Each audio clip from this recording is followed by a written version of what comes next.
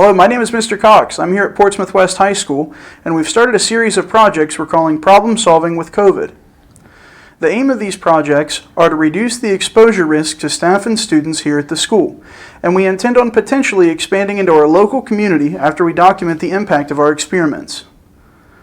Today, I'm here with a class of 2021 senior, Hunter Brown, who is responsible for the design and development of the new West Senator's NonContact tool.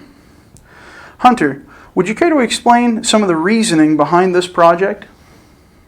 Currently, we're implementing masks to reduce airborne spread of COVID-19. However, we have not developed a good solution for the surface contact spread prevention. Currently, our go-to for touching common surfaces is to sanitize both the surfaces and ourselves.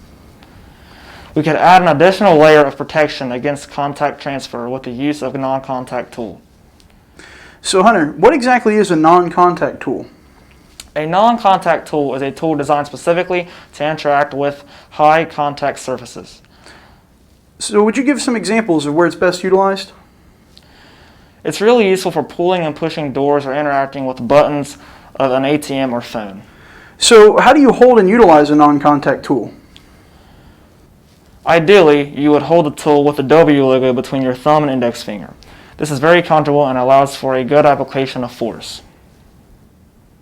The hook is good for pulling and turning. This includes things like door handles and chairs. The back side of the hook is flat, allowing you to easily push doors open or close drawers. Finally, the nub on the end of the tool is useful for pressing buttons on a phone or ATM. So in conclusion, Hunter, do you have any other upcoming projects that could reduce the spread of COVID-19? Currently, we are in the process of developing a robot that would offer the school a contactless mail delivery option. Well, it sounds like we have a plenty to look forward to from Hunter in the future. My name is Mr. Cox, and I want to remind you to be safe and have a good year.